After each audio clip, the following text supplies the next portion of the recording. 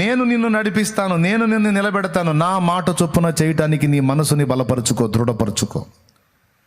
నేను విడిచిపెట్టమన్నదాన్ని విడిచిపెట్టు, నేను చేపట్టమన్నదాన్ని చేపట్టు. నువ్వు ఎందుకు నిలబడవో, ఎందుకు గెలవవో, ఎందుకు రాణించవో, ఎందుకు వెలగవో నేను చూస్తా. నా మాట చొప్పున చెయ్యి, నా మాట చొప్పున చెయ్యి, నా మాట చొప్పున చెయ్యి.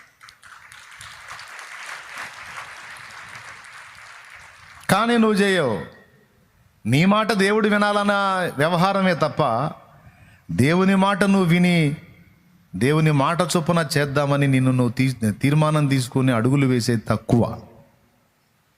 దేవుడు అంటాడు, ఎందుకు నీ వైఫల్యం అంటే నా మాట చొప్పున చెయ్యని కారణం చేతనే.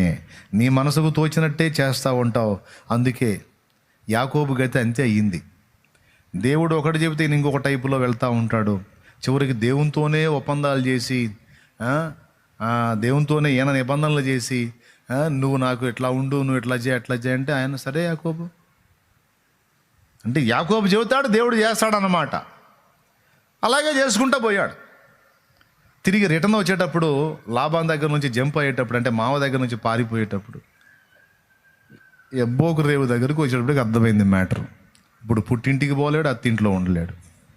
అత్తింట్లో ఉండటానికి మామ శత్రువు అయ్యాడు, బామర్దులు శత్రువులు అయ్యారు. దొరికితే చంపేయాలని ఉన్నారు.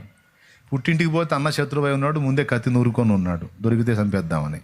ఇప్పుడు అటు పోలేడు, ఇటు పోలేడు.